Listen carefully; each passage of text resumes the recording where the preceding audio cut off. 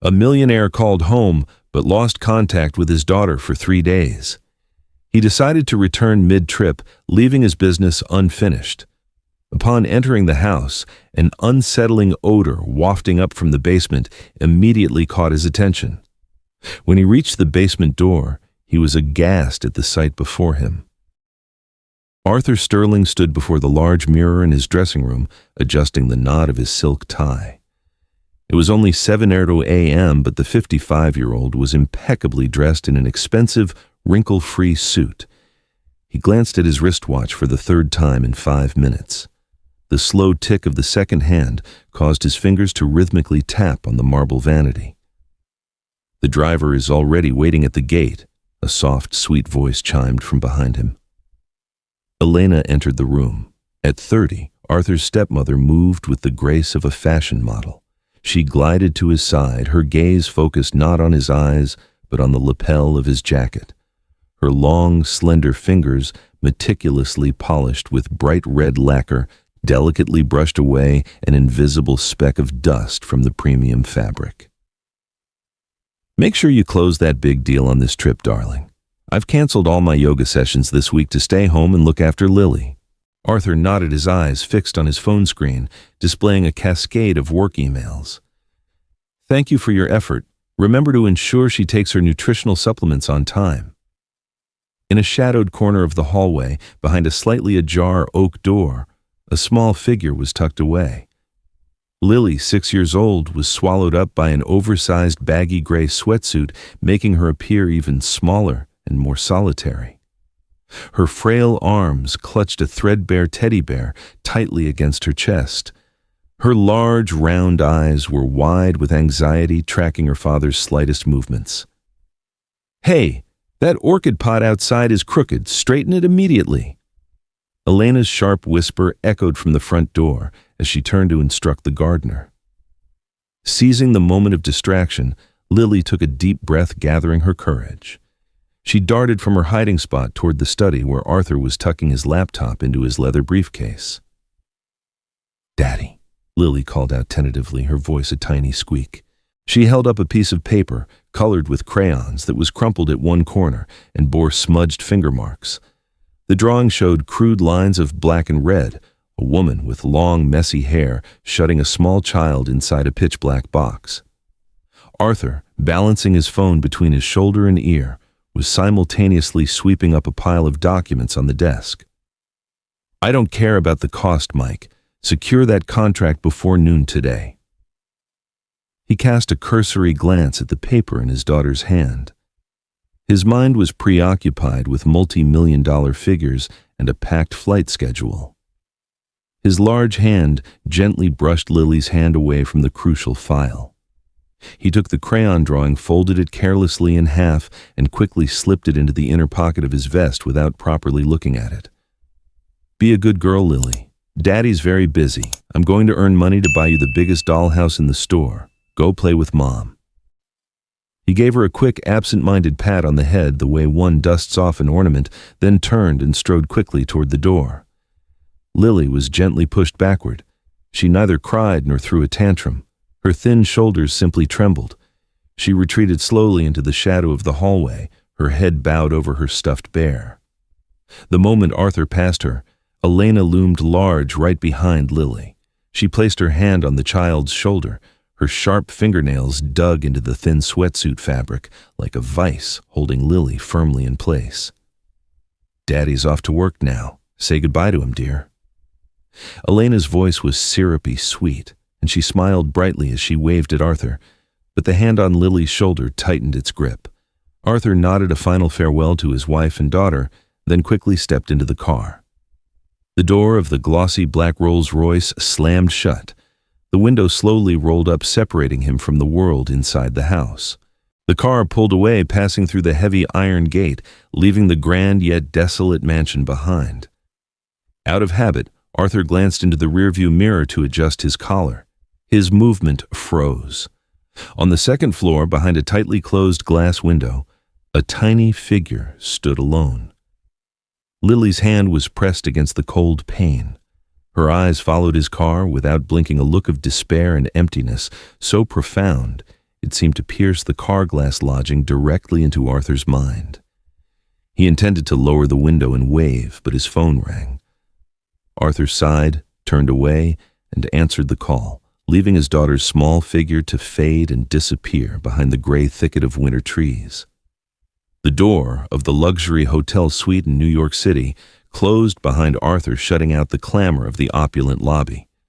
He tossed his leather briefcase onto the chair and reached up to loosen the necktie knot that felt like it was constricting his throat.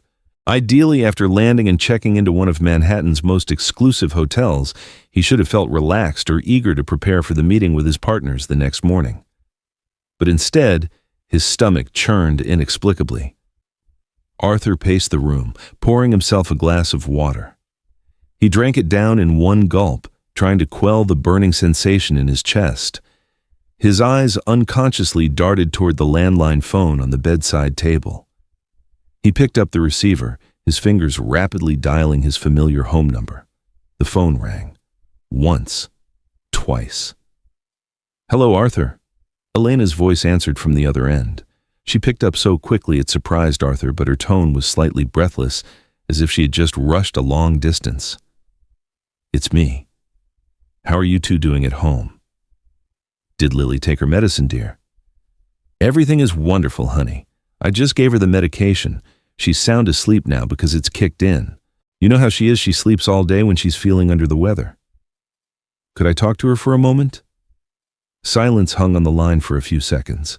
Arthur heard a faint clicking sound, like fingernails tapping on a wooden surface. "Please don't wake her, Arthur. She just drifted off. If she wakes up, she'll start fussing for her daddy. You just focus on your work. I'll have her call you tomorrow when she's feeling better." "All right. Just keep a close eye on her. I feel uneasy." "You worry too much, darling. Get some rest now. Love you." The long dial tone signaled the call had ended. Arthur slowly placed the receiver down.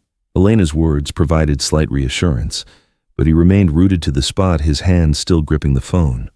The feeling of apprehension not only failed to subside, but burrowed deeper into his mind. The second day in New York dragged by with palpable tension.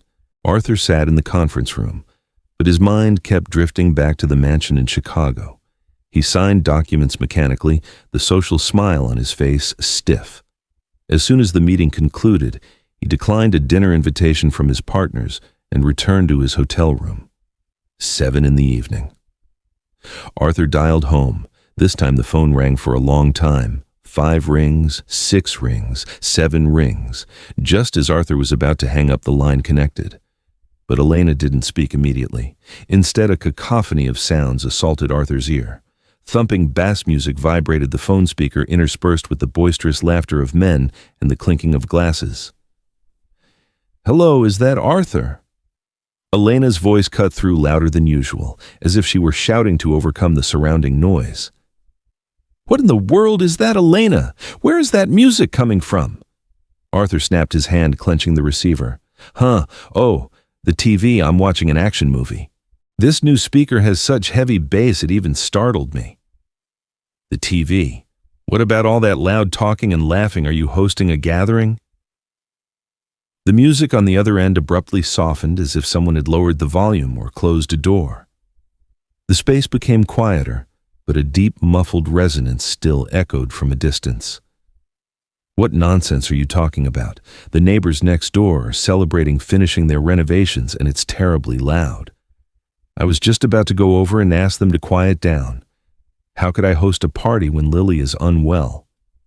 "Let me speak to Lily, right now." "I told you the child is resting. You keep calling to check up on me as if I'm some kind of perpetrator. I have to go now. I'm going to talk to the neighbors. I can't stand this noise." Click. Elena hung up abruptly. Arthur stood still in the middle of the room, the receiver pressed tightly to his ear, now hearing only cold silence. The TV. The neighbors. His mansion was isolated, the nearest neighbor separated by a vast expanse of garden and yard. How could the noise echo so clearly as if it were right in his living room? Arthur paced back and forth, pouring a full glass of water. His hand trembled slightly, spilling water onto his shirt sleeve, but he didn't bother to wipe it off. The sense of dread was suffocating. Day 3. Arthur canceled lunch with his lawyer. He sat on the edge of the bed continuously dialing home. 10 calls, 15 calls. No one answered. No signal of connection, only the endless ringing like a desperate cry for help. Arthur slammed the phone down onto the mattress. Cold sweat broke out on his forehead despite the low air conditioning. He felt breathless, his throat dry. He needed something to steady his nerves. Arthur rummaged through the pocket of the suit jacket hanging on the rack for cigarettes, an old habit he had long quit now resurfacing. His fingers brushed against something paper rough and wrinkled. Arthur pulled it out. It was Lily's crayon drawing. He smoothed the paper onto the glass tabletop under the soft yellow glow of the bedside lamp. For the first time in 3 days, he truly looked at it. The childlike crude lines were heartbreakingly clear. Arthur squinted. He didn't focus on the long-haired monster anymore, but on the black box trapping the child. The child in the drawing was holding a brown bear. And the black box. Arthur's shaking finger traced the crossed lines drawn in black over the box. 2 wooden beams crossed. Memories rushed into his mind like a slow-motion film. The door to his basement. The thick, heavy oak door where he stored his wine and old family belongings. It had 2 decorative wooden cross braces on the inside, but Lily had drawn the 2 wooden beams on the outside, crude and massive, blocking the entire exit. And the long-haired woman around her neck, Lily, had drawn a sparkling yellow circle. That was the pearl necklace Arthur had gifted Elena last month. Not a monster, not an imagination. Lily had drawn exactly what she saw, a woman wearing a gold necklace locking her behind a door with wooden crossbeams. A chill ran down Arthur's spine, leaving his body numb. This drawing was not a gift. It was a terrifying plea. His cell phone rang. It was Mike, his assistant. "Boss, the partners are waiting in the lobby." "Cancel it." "But sir, this contract is worth—" "I said cancel everything. Book me the earliest flight back to Chicago." Immediately, Arthur yelled into the phone and hung up. He grabbed his suitcase and rushed out of the room, leaving his career and the $1,000,000 figures behind. All that mattered now was the image of Lily's desperate eyes through the car window glass. 3 hours later, the taxi stopped at the gate of the Sterling mansion. The Chicago sky was gloomy, and the wind howled, biting cold. Arthur tossed a large bill to the driver, not waiting for change. He pulled his suitcase and ran toward the main entrance. The house was as silent as a tomb. No lights shone from the windows. Arthur stood before the thick mahogany door, his breath coming in ragged white puffs in the cold air.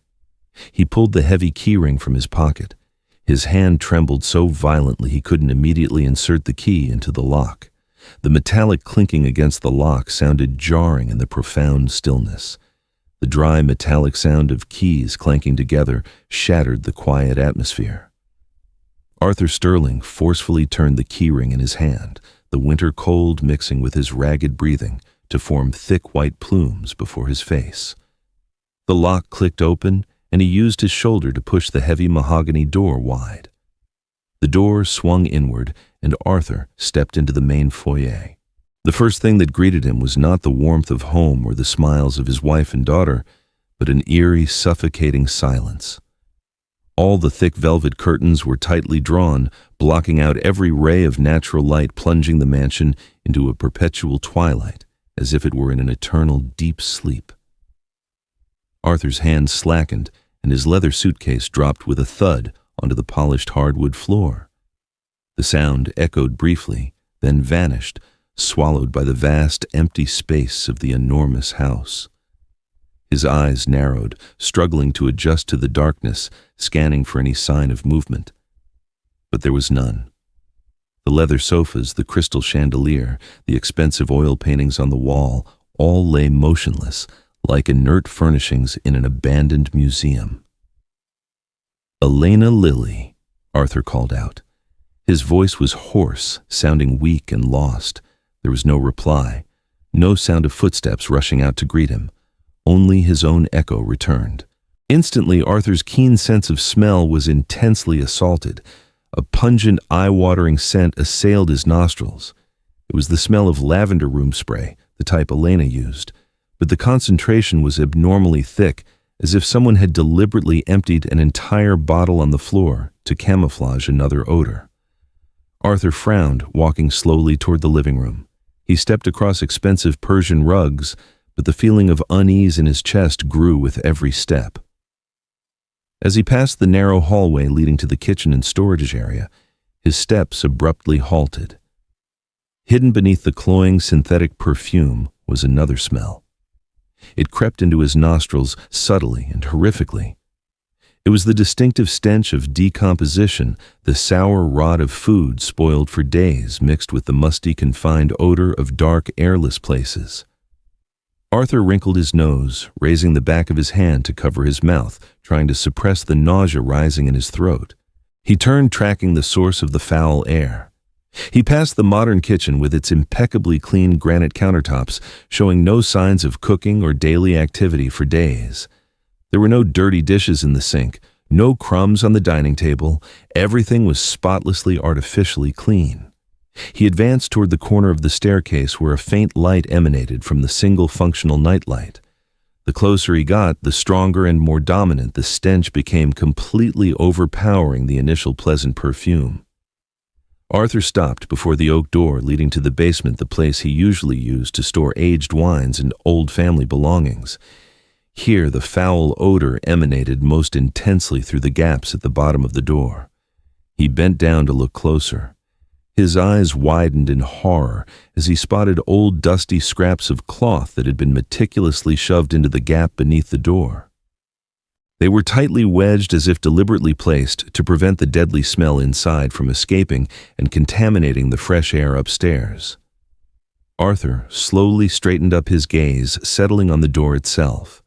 The intricately carved oak door, once a symbol of the home's luxury, was now crudely disfigured. Someone had used two rough, splintered wooden pallet planks and nailed them diagonally across the face of the door, forming a rigid X shape. They created a solid barrier, an absolute seal, ensuring that whatever or whoever was inside could not open the door from below.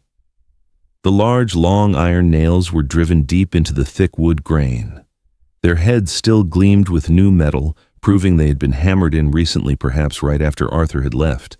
Arthur stood frozen, his blood running cold. He pressed his ear against the frigid wood, holding his breath to listen. It was completely silent inside, no crying, no pleas for help.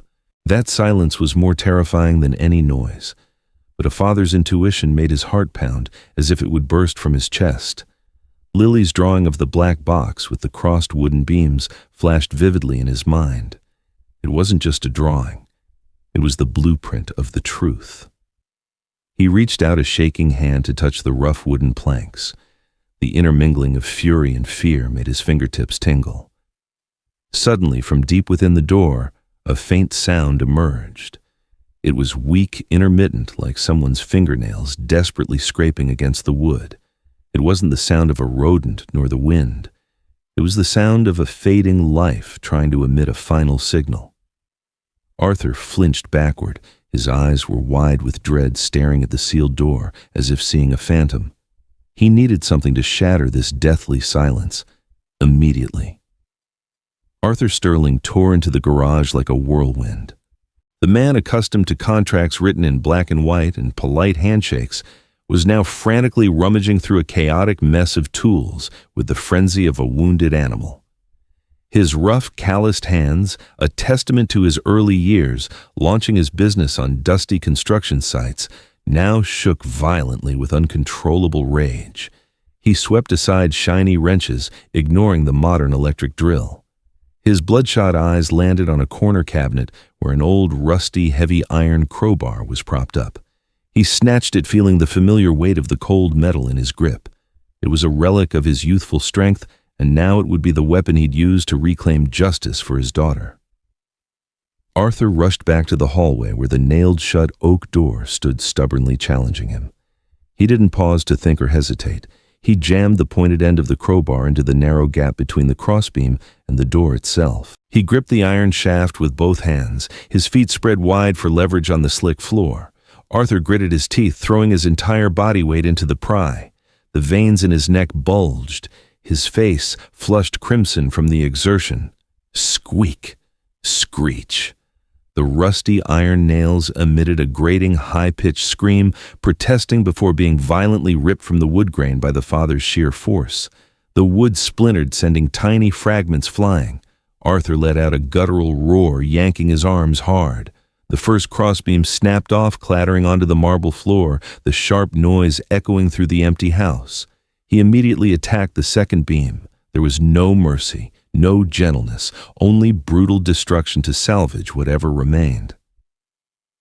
When the final beam fell, exposing the ugly, jagged scratches on the formerly luxurious and polished door, Arthur didn't wait another second. He took a step back, gained momentum, and slammed his shoulder with full force against the door. The door burst wide open, striking the inner wall with a loud impact. Immediately, a cold, damp rush of air surged out, hitting Arthur in the face. It carried the intense, pungent stench 100 times stronger than the faint odor he had noticed earlier. But he didn't retreat. He switched on his phone's flashlight, the beam of white light flickering across the darkness ahead. The wooden stairs leading down to the basement were dimly visible, completely enveloped in shadow, because someone had removed the main light bulb. Arthur charged down the steps, his dress shoes pounding against the wooden treads. On the cold cement floor, the flashlight beam stopped in a corner of the room. The scene that unfolded before Arthur's eyes felt like his heart had stopped beating. The area, which was supposed to be a clean wine cellar, now looked like a small dump. Moldy green pizza boxes were scattered everywhere, along with hard, dry crusts of bread gnawed by rats. Empty plastic water bottles lay crushed and twisted on the floor. And the most horrific sight was the plastic potty chair placed right beside it, full of days-old, unemptied waste, emitting a suffocating stench. In the very center of this chaos was Lily, his little daughter, gaunt, tiny. Lily was curled up on a thin, filthy blanket. She was still wearing the same gray bunny pajamas from the day he left, but now they were a muted, dingy color covered in stains.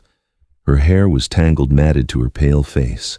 Lily's bony arms clung tightly to the old teddy bear. She held it so fiercely as if the bear were the only life raft in a dark sea, the only source of warmth in this frigid dungeon. Arthur tossed the crowbar aside. It clattered onto the cement floor. He rushed forward, his knees hitting the hard floor, but he didn't feel the pain. He spread his arms wide, his only intention to embrace his precious daughter, to warm her icy body with his own, to tell her that Daddy was home, Daddy was here. Lily, it's Daddy. But Lily's reaction tore his heart into 1,000 pieces. The moment the flashlight illuminated her face and Arthur's large shadow fell over her, Lily showed no joy. She jolted violently, her sunken eyes opening wide with extreme panic. She let out a strained, fragmented shriek, like the squeal of a small animal cornered and desperate. "No, no, don't!" Lily covered her head tightly with her hands, curling inward, kicking her feet haphazardly against the floor to push further into the damp corner of the wall. She trembled, her breathing shallow and ragged. The look in Lily's eyes wasn't one for her father, her rescuer. It was the look for an accomplice to the jailer, for a large monster that had just burst through the door. In Lily's terrified, nascent perception, her father's arrival didn't signify liberation. She thought he had returned to punish her again, that he, like her stepmother, had come to scold her for being naughty, for soiling this room. "I'm good. I promise I won't ask for food anymore. Please don't lock me up." Lily mumbled, her voice trembling and mixed with stifled sobs. She kept her head covered, afraid to look directly at Arthur. Arthur froze solid. His 2 arms hung suspended in the air, rigid as stone. He was stunned, utterly aghast, as he realized the brutal truth. The sacred bond between father and daughter had been severed. Lily's trust in him had completely shattered under the weight of his prolonged neglect and the cruelty of the woman he had brought into their home. He had allowed his child to live in hell, and now, in her eyes, he was an undeniable part of that hell. Arthur swallowed the tears threatening to fall. He slowly lowered his arms, trying to move as gently as possible to avoid startling her further. He carefully removed his expensive suit jacket. He moved a little closer, then slowly, cautiously draped the jacket over his shivering daughter. Lily flinched as the fabric touched her, but the warmth from the thick material gradually settled her down. Arthur slid his hands underneath the child, carefully lifting the little girl off the filthy floor. Lily was featherlight in his arms, heartbreakingly so. Arthur stood up his steps, heavy as lead. He held her tight, walking out of that foul hell, moving toward the faint light at the top of the stairs, leaving the darkness and the gnawing regret behind him. Arthur carried Lily, his steps heavy, from the basement staircase up to the living room. He gently placed his daughter on the cream-colored velvet sofa in the center of the room. The scene was heartbreaking. The expensive thousands of dollars sofa was now stained with dirt-yellow spots and the stench emanating from Lily's ragged, soiled clothes. The child was swallowed up by the gold-threaded throw pillows, still trembling, clutching her teddy bear as if it were the only tangible thing in this luxurious yet cold world. Arthur quickly grabbed the landline phone, his shaky fingers dialing the emergency number, then knelt beside his daughter, brushing the sweat-matted hair from her forehead. The main door of the mansion suddenly burst open. Elena walked in. The 30-year-old stepmother appeared like a queen returning from a grand gala. She was draped in a lavish fur coat, her arms laden with shopping bags bearing the logos of Gucci, Hermes, and Chanel. One hand held her latest smartphone to her ear, her face alight with a bright smile, her clear voice echoing throughout the foyer. "You won't believe it, that bag is a limited edition. I had to fight tooth and nail to get—" The smile vanished from Elena's face. The phone slipped from her grasp, hitting the floor with a loud thwack. She stood frozen in the doorway, her eyes wide as she took in the living room. The sight that met her eyes was Arthur, her husband, who should have been in New York, standing disheveled and sweaty. Next to him, the iron crowbar lay conspicuously on the polished wood floor. Most importantly, on her favorite sofa, Lily was lying filthy and malodorous. The basement door in the distance was wide open, the broken wooden crossbeams scattered everywhere. Arthur didn't say a word. He slowly stood up, turning to face his wife. His eyes were streaked with the fiery red of suppressed fury. He walked toward Elena with slow, measured steps, pointing directly at the daughter who lay struggling for life. Elena stumbled back a step, her heel catching on a designer shopping bag, making her lose balance. "Arthur, why are you, Trey?" Elena stammered, her meticulously applied makeup unable to hide the transformation of her face from rosy to stark white. She looked into her husband's eyes and recognized that there was no longer any indulgence or trust, only disgust and rage. Arthur continued to advance, backing her against the shoe cabinet. His breathing was ragged. He wanted to scream, to ask why, but his throat was choked with emotion. Just then, a siren wailed in the distance, growing rapidly louder. The sound of police and ambulance sirens accelerating toward the mansion. The sound was like a splash of cold water in Elena's face, snapping her back to reality. Her eyes darted around quickly, assessing Arthur, the crowbar, and the disarray of the house. In an instant, the look of fear vanished, replaced by cold calculation. Elena bent down, not to pick up her bags, but to muss her elaborately styled hair. She violently wiped her eyes, smearing black mascara down her cheeks, creating a look of distraught misery. "What sort of game are you playing?" Arthur growled, stunned by his wife's bizarre act. Elena didn't answer. She looked up at him, flashed a twisted smile, and then suddenly bolted out the front door, running while screaming hysterically, "Help me! Help, he's having an episode again!" Arthur stood paralyzed. He watched his wife. Outside the gate, the flashing blue and red lights of the police car had already begun to pulse. Elena ran straight toward the patrol car that had just screeched to a halt in the driveway. She collapsed in front of the officer, clutching his trouser leg, tears streaming down her face. "Please, go inside and save the child. My husband. He's gone mad." The police officer quickly helped Elena up. She was visibly shaking, clinging to him, her trembling finger pointing toward the house where a bewildered Arthur stood. "Calm down, ma'am. What happened?" Elena sobbed between words, her voice broken, but loud enough for those around to hear. My husband. He's confused. It's old age dementia. I just returned from caring for my sick mother and I saw him with a crowbar smashing everything. He locked the child in the basement days ago and then forgot about it. Now he's trying to blame me. I'm so scared. Arthur rushed to the doorway, intending to explain, only to see two other officers drawing their stun guns and pointing them directly at him. Freeze hands out of your pockets. Get down on the ground now. No, you misunderstand. She's lying. She did it. Arthur roared, intending to move forward and drag Elena out for confrontation. But his action in the eyes of the police was the violent movement of someone out of control. Two officers charged in, tackling Arthur onto the cold stone floor. One pinned his back with a knee, locking his arms behind him, forcing his face onto the ground. Arthur struggled desperately, his face pressed to the ground, dust and grit filling his nostrils. Look, he's having a violent fit again. Elena shrieked, covering her face as she wept hysterically, but through her fingers she secretly observed the situation with cold, calculating eyes. The emergency medical team rushed into the house with a stretcher. Moments later, they brought Lily out. She lay on the gurney receiving oxygen, her eyes closed, but her hands still clutching the teddy bear. Seeing this, Elena rushed to the side of the gurney, intending to grasp Lily's hand and perform the role of the worried mother. Oh, my poor baby girl. Why would Daddy do this to you? But the moment Elena's hand reached out, Lily, even in her dazed state, reflexively pulled her hand back, violently pushing Elena's hand away. She whimpered, turning her face away. That faint act of resistance happened too quickly, hidden by the backs of the medical staff who were hastily pushing the gurney toward the ambulance. No one noticed the detail except for Arthur, pinned to the ground. Lily.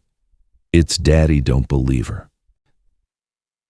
Arthur tried to lift his head to yell after the ambulance, but his voice was drowned out by the siren and the police officer's sharp command. Quiet. You have the right to remain silent. The officer pulled Arthur up, shoving him against the wall. He watched the wife he had once trusted, to whom he had given all his affection, now using her vulnerability and sophisticated appearance to twist the truth. She had successfully transformed him from a hero who had just saved his daughter into a confused, violent, and dangerous old man. The ambulance drove away, taking Lily farther from him. Arthur bowed his head, defeated. He requested the officer to take him to the hospital area. Wait 1 hour after the procedure is complete, the officer coldly replied. Chicago Hospital at night was bathed in cold, white, fluorescent light. The heavy smell of antiseptic hung in the air, clinging to clothes and infiltrating every breath, making the atmosphere stifling. Arthur sat isolated on a hard plastic bench at the end of the pediatric emergency hallway. His suit jacket was ripped at the shoulder, his tie askew, and his face still bore the smudges of dirt from the floor earlier. He sat there, his hands clasped tightly, fingernails digging into his skin to stop the trembling. In front of the door to emergency room 3, a young police officer stood with his arms crossed, his eyes fixed on Arthur as if guarding a dangerous criminal. The emergency room door cracked open. The steady beep, beep, beep of the heart monitor echoed out, but abruptly intensified into a rapid, chaotic rhythm as Arthur jumped up, attempting to approach. No, no, don't lock me up! Lily's frantic shriek pierced the silence. Although her voice was hoarse and weak, the fear in it was razor sharp. Inside the room, nurses struggled to hold Lily down as she thrashed, trying to wrench herself free to escape. The attending physician, a middle-aged man with stern, metal-rimmed glasses, stepped quickly out, blocking Arthur right at the threshold. He looked at Arthur's disheveled appearance with clear judgment. Mr. Sterling, I must ask you to leave this area immediately. Your presence is agitating the patient and jeopardizing her recovery. That's my daughter. I just want to know if she's all right. I saved her. Arthur tried to explain, his voice cracking. The doctor shook his head coldly, gently pushing Arthur back. According to preliminary reports, the child shows signs of severe psychological trauma, PTSD, and exhaustion due to neglect. Her reaction upon seeing you says it all. You are not the rescuer. You are the source of her fear. The police will be addressing this matter with you. The room door slammed shut right in Arthur's face, cutting off his view of his daughter. The sounds of machinery inside gradually stabilized as he stepped away, further confirming the doctor's words. Arthur retreated, his back hitting the cold wall. He was cornered in the hallway, completely isolated. A temporary restraining order had been verbally issued. He knew that one more court decree, and he would lose his parental rights permanently. Ding! The elevator bell chimed at the end of the hallway. The doors opened. Elena stepped out, but this time she was not alone. Beside her was Martha, her longtime close friend. Martha was a middle-aged woman with a stylish short haircut, dressed in a crisp business suit exuding shrewdness and authority. She carried a black leather briefcase and walked confidently toward the nurse's station, while Elena trailed alongside, head bowed, maintaining the facade of a distraught, resigned wife. They stopped to speak with the police officer. Martha pulled a thick file from her briefcase and showed it to the officer. She pointed at the papers, nodding professionally. Arthur squinted. He realized Martha was playing the role of the strategist, cleaning up the aftermath for Elena. After their exchange, the two women approached Arthur. "Arthur." Martha began, her voice calm but chilling. "You should sit down. Don't cause any more disruption." "What are you two plotting?" Arthur snarled. Martha patted Elena's shoulder lightly for reassurance, then turned to Arthur, lowering her voice so only the three of them could hear. "We just submitted your psychological records to the police and the doctor. The times you forgot to pick up your daughter, your outbursts at employees, all symptoms of early-stage dementia. Elena tried to cover for you, but today's incident went too far." "Lies, I am perfectly lucid."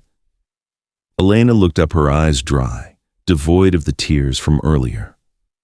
"You're lucid, yet you left the child starving in the wine cellar. You're lucid, yet you were about to attack me with a crowbar." Arthur accepted. "Martha and I have contacted the Sunset Home nursing facility. Their vehicle is on the way. It's the best place for you right now." "A nursing facility? You want to get rid of me to steal my assets?" Martha smirked, adjusting her glasses. "We call it protecting an elderly dependent who is no longer self-sufficient. You'll be well cared for, and your assets and Lily will be managed by Elena. The law will side with the devoted, mentally stable mother, not a confused old man holding a weapon." Arthur saw the thinly veiled glee behind the two women's fake concern. He realized he had fallen into a perfect trap. His words now held no weight. No one would believe a frail, disheveled man feared by his own daughter over two elegant ladies who spoke eloquently and had complete documentation proving his ailment. Despair peaked, squeezing Arthur's heart.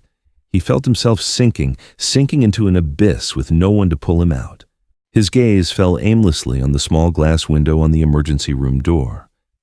Inside, the doctors had left. Only a young nurse was cleaning the room.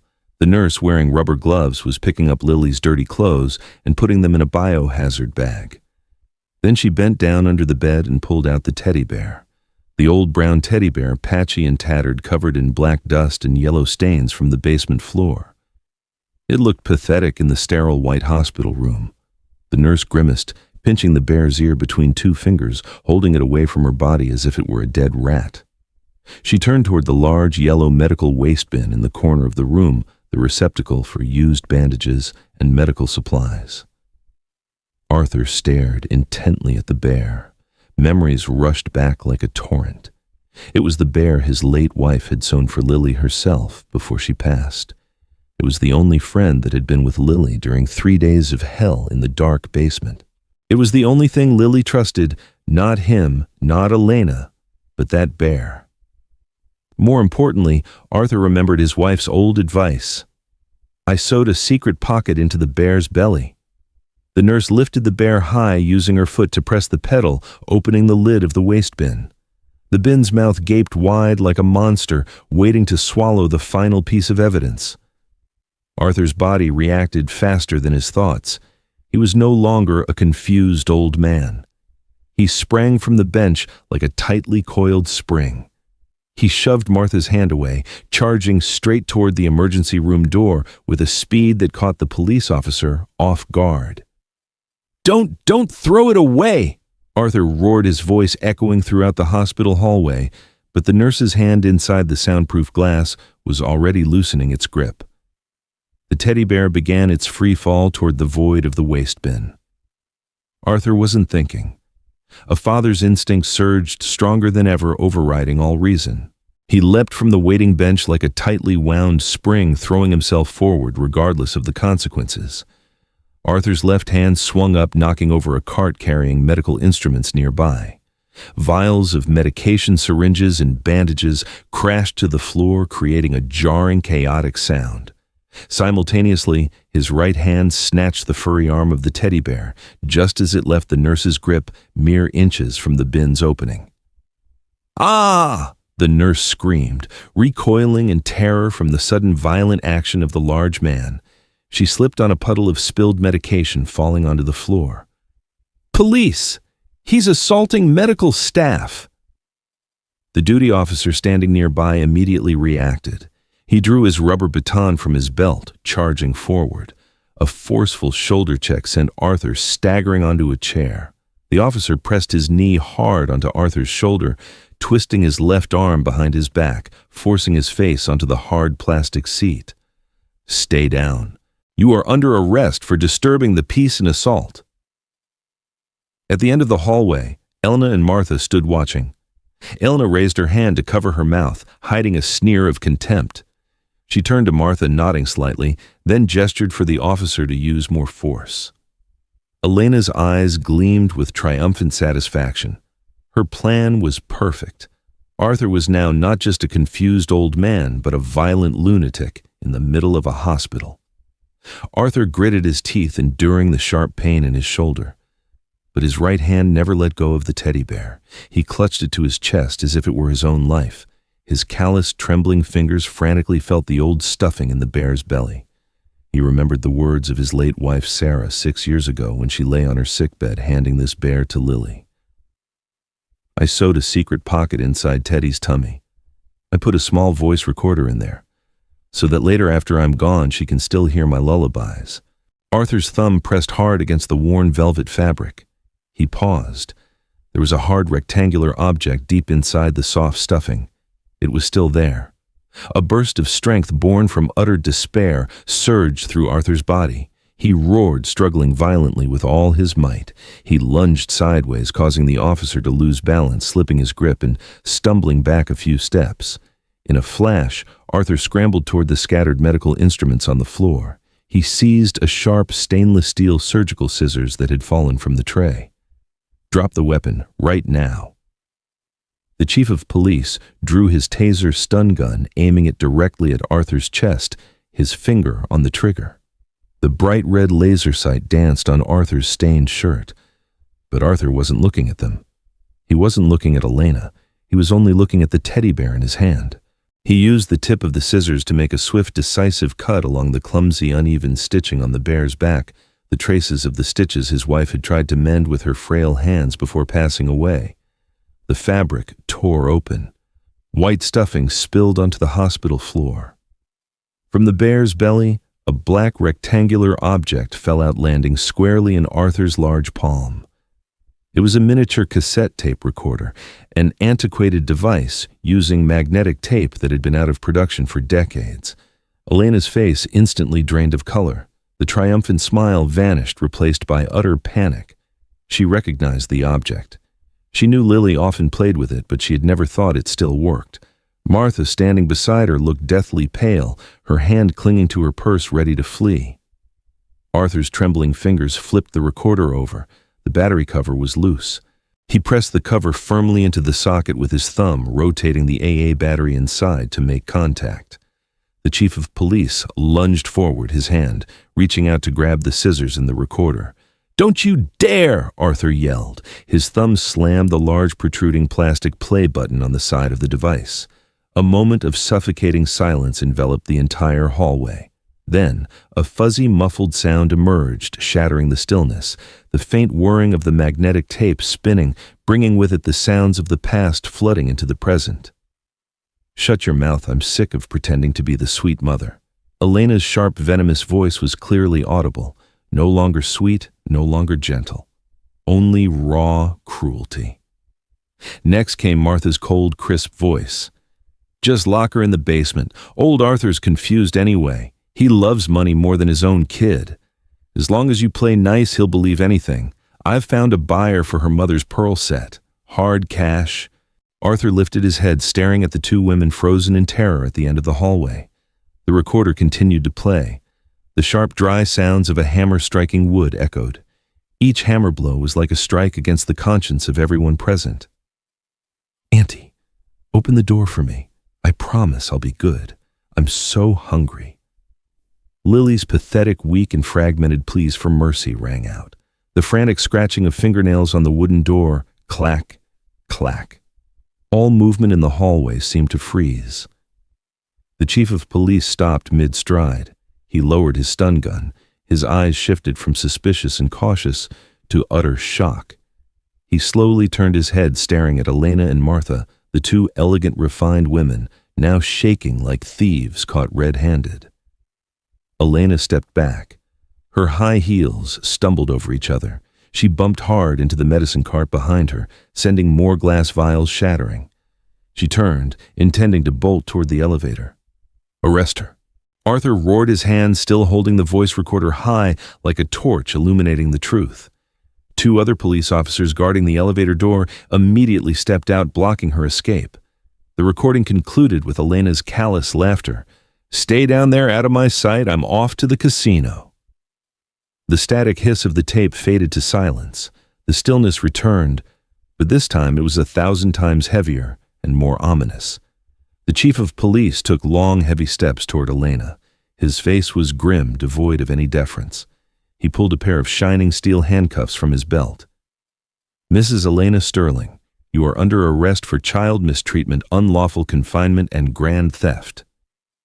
A cold click sounded as the cuffs snapped onto Elena's slender, trembling wrists. She didn't scream or deny the charges. She slumped to the floor, her eyes vacant, knowing her perfect performance had come to a permanent end. A month later, the child abuse trial that sent shockwaves through Chicago public opinion took place. The courtroom was packed with spectators and reporters. Flashing camera lights created a tense and suffocating atmosphere. Arthur Sterling sat alone and silent in the plaintiff's row. He wore a loose-fitting black suit. In just 1 month, he had lost over 10 pounds. His face was gaunt, his deeply shadowed eyes fixed on the back of Elena's head as she stood before the judge. He had not hired a private attorney, leaving the state prosecutor to represent Lily, while he simply sat there like a stone statue, witnessing the complete collapse of his family. On the large screen in the middle of the courtroom, the prosecutor began presenting the evidence. The image of the luxurious oak door, crudely crisscrossed with jagged nail marks, appeared, followed by pictures of the filthy basement with moldy pizza boxes in the full potty chair. Whispers and gasps of horror rippled through the room. Many covered their mouths, unable to believe their eyes. Then came the audio. The old cassette tape recorder was connected to the courtroom speaker system. Elena's venomous voice and Martha's cold calculations rang out, reverberating through the 4 solemn walls. Lily's tearful pleas caused the jury to turn away and wipe their eyes. Elena and Martha stood with their heads bowed. Their pale makeup could not hide their exhaustion and anxiety. Martha trembled, constantly wiping sweat from her forehead. Elena stood motionless, her hands clasped tightly in front of her stomach. "The court hereby delivers its verdict," the judge announced, solemnly adjusting his glasses. "The defendants, Elena Sterling and Martha Davis, are found guilty of willful injury, child mistreatment, and grand theft. The sentence for each defendant is 15 years in state prison with no possibility of early parole." The gavel hammered down definitively.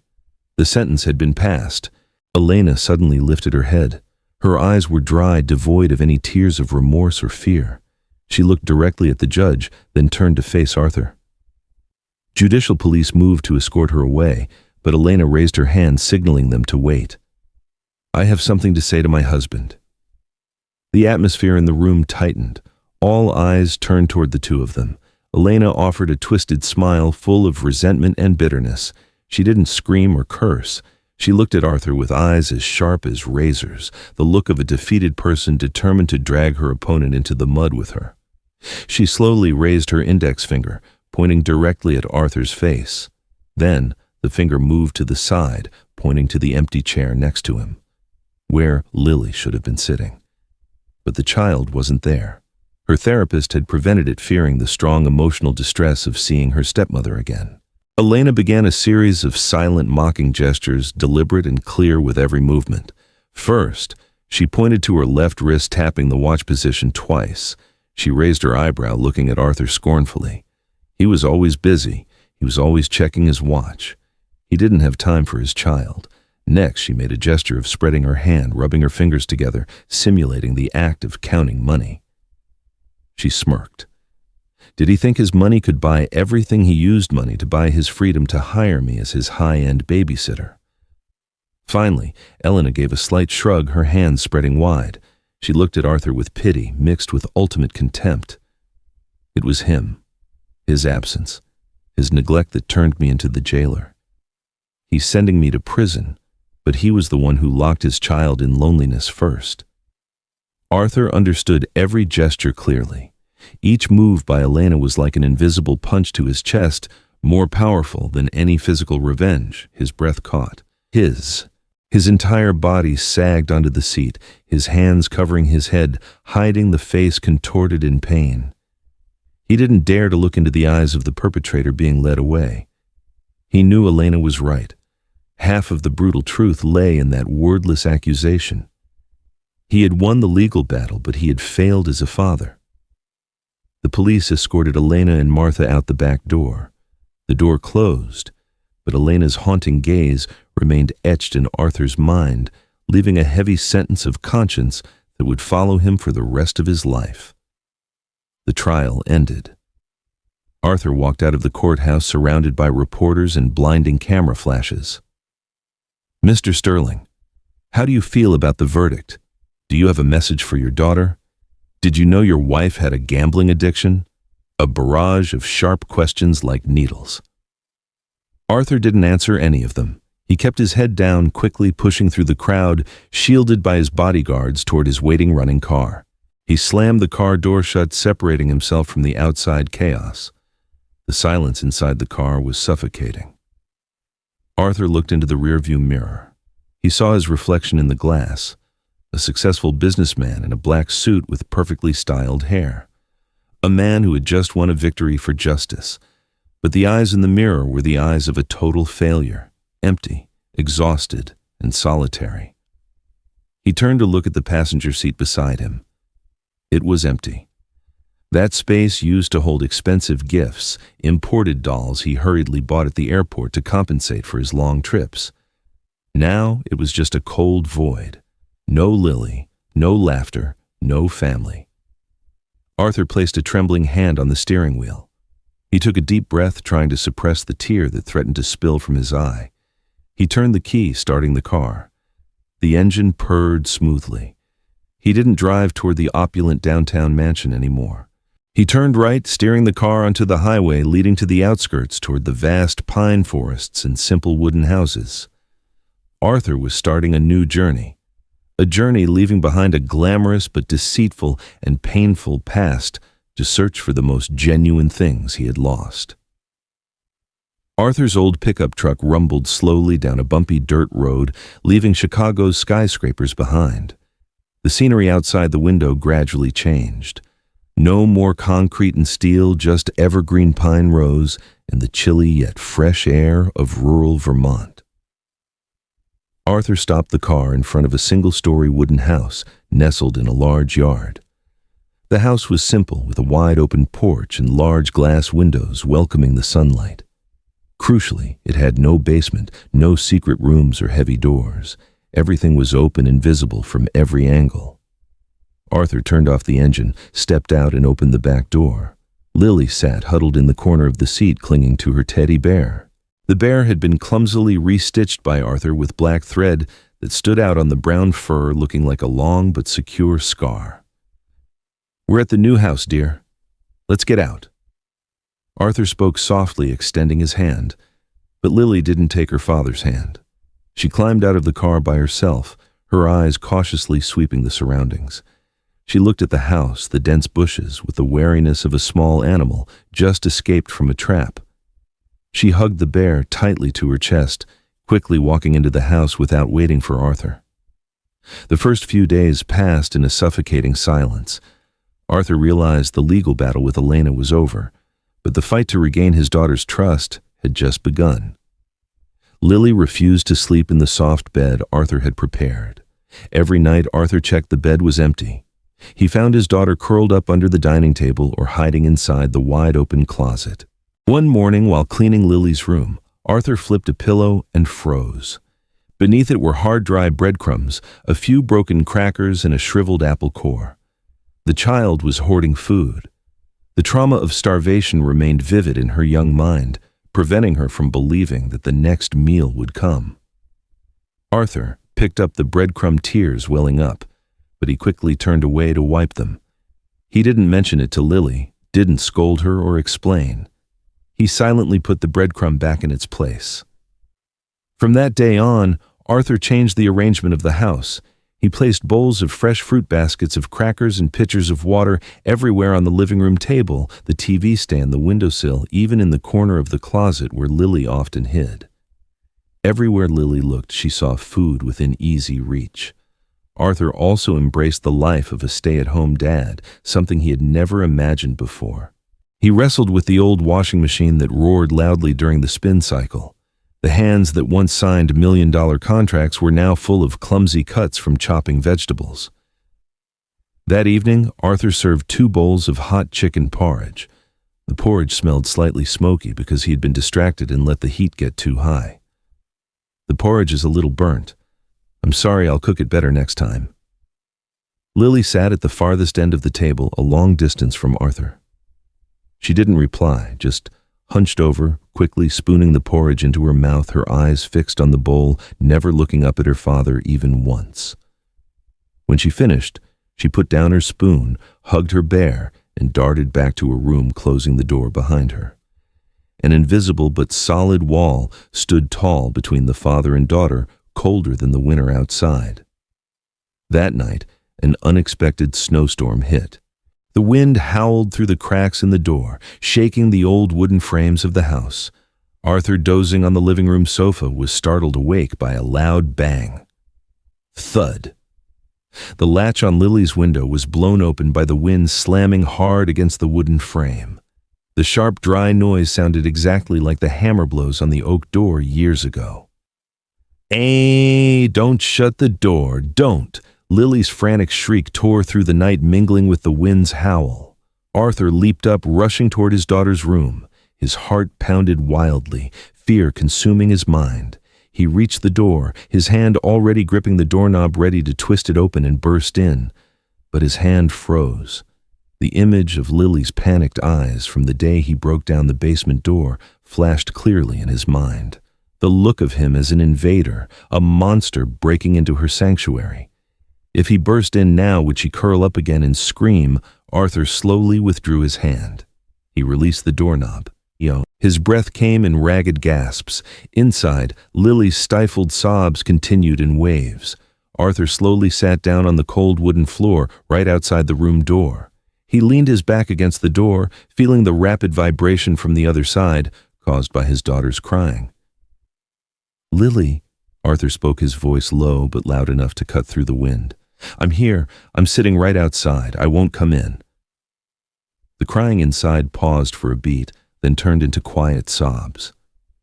"I'll stand guard for you. You go back to sleep. No one can get in. The window's broken, but I'll fix it tomorrow. I'm blocking the door right here." Arthur began to whisper stories, not fairy tales about princesses or princes. He recounted the trivial things he had done that day. How the washing machine sprayed water in his face, how the squirrel stole nuts from the garden. Then he started tapping his hand softly against the wood of the door in a slow rhythm. Thump, thump, thump. He hummed the lullaby his late wife used to sing. His voice was hoarse off key, but filled with boundless patience. Inside the room, Lily's crying gradually subsided. The sobs became infrequent, then stopped completely. Arthur remained there, his back pressed tightly against the door, continuing his rhythmic tapping. He was the most faithful night watchman, protecting his daughter's fitful sleep from the ghosts of the past. A long time later, through the small gap beneath the door, Arthur saw the light from the nightlight casting the shadow of a moving object. Lily's shadow. She hadn't climbed into bed. She was lying down on the floor. Arthur held his breath. The small shadow curled up right against the door on the opposite side of his back. She pressed her ear to the wood where he was sitting. Arthur saw Lily's tiny fingers sticking out slightly through the gap, resting lightly on the wood surface, separated from his shirt back by only a thin wooden panel. The physical distance remained, but the invisible wall had begun to crack. Tonight, father and daughter slept in the same place, separated by a door yet closer than they had been in 6 years. The weak morning light of winter streamed through the living room window, illuminating the wooden hallway.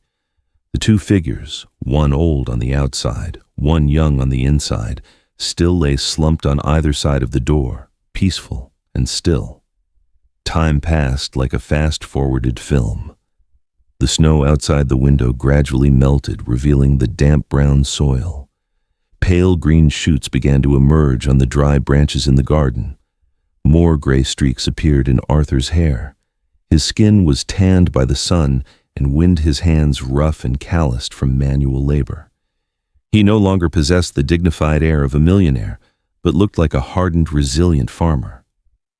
In his bedroom, Arthur hung an object of utmost importance on the bare wall opposite his bed. It wasn't a business award or photos with celebrities. It was the crumpled crayon drawing from long ago. He had carefully smoothed it, laminating it to preserve every crease and stain. Every morning when he woke up, the first thing he saw was the drawing, a perpetual reminder of a mistake never to be repeated. One sweltering summer afternoon, cicadas buzzed loudly throughout the garden. Arthur was diligently repairing the wooden fence on the front porch. He wore an old sweat-soaked t-shirt, his face smudged with oil and dirt. He swung his hammer firmly, driving nails into the loose wooden planks with a steady, solid thunk. Thunk. Lily sat on the porch steps, swinging her feet. She wore a clean, neat yellow floral dress. The teddy bear was no longer clutched tightly to her chest. It sat primly on the rocking chair beside her like an old friend enjoying retirement. Lily watched her father work for a long time. Then she stood up and went inside the house. The gentle clinking of glass echoed from the kitchen, the soft gurgle of water being poured, the faint scrape of a spoon against the side of a glass. Arthur was about to drive in the third nail when he heard soft footsteps behind him. He stopped, lowered the hammer, and turned around. Lily was standing there. Her two hands held a large glass of lemonade ice cubes clinking together. Condensation droplets clung to the cold outer surface of the glass. Arthur froze. The hammer in his hand dropped to the ground, falling with a thud into the grass. He held his breath, his body rigid, afraid that even a small twitch would shatter the moment, sending his daughter fleeing in fear, as she usually did. Lily walked forward. She didn't speak. Her face maintained its usual calm, less expressive demeanor. She set the drink down on the lush green grass right next to her father's dirty toolbox. Arthur continued to stare at her, his eyes fixed on the lemonade as if it were the most priceless treasure in the world. Lily didn't immediately turn back inside. She stood there for a second, then slowly sat down on the grassy step. She sat right next to where Arthur was kneeling. The distance between father and daughter narrowed, no longer the long table in the dining room, no longer the wooden door in the storm, only a few inches of space between their shoulders. Arthur swallowed hard. His dry throat suddenly felt soothed, even though he hadn't taken a sip. He used a shaking hand to pick up the glass. He took a long, deep gulp. The cold, sweet and sour taste spread through his body, chasing away the summer heat. He secretly glanced at his daughter. Lily was looking far away toward the horizon where the sun was beginning to descend behind the line of trees. Then, very slowly, Lily gently leaned her head to the left. Her soft hair brushed against her father's sweat-drenched shirt shoulder. She rested her head completely on his shoulder, naturally and with trust. Arthur's body went rigid for a moment in surprise, his chest feeling as if it would burst with happiness. Then gradually, he relaxed. He didn't dare wrap his arms around her, afraid of startling her. He simply tilted his head, letting his cheek lightly touch her hair. Tears silently fell, rolling over his smudged cheek, dropping onto his shirt.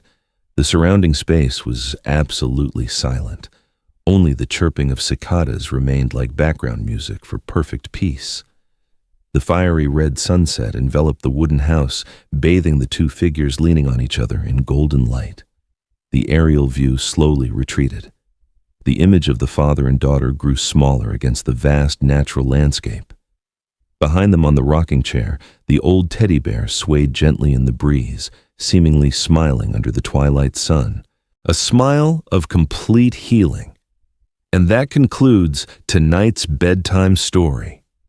We hope this heartwarming story of Arthur and Lily's journey toward reconciliation resonated deeply with you.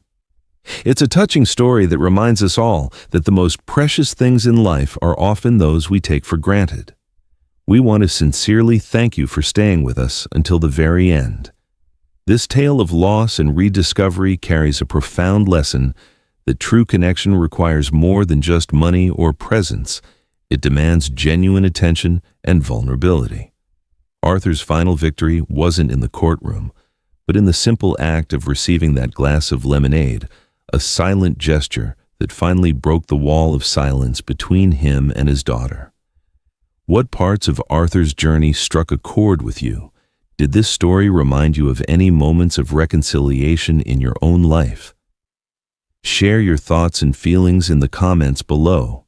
Until next time, cherish the moments that truly matter and remember to never let an invisible wall grow between you and those you love. Good night.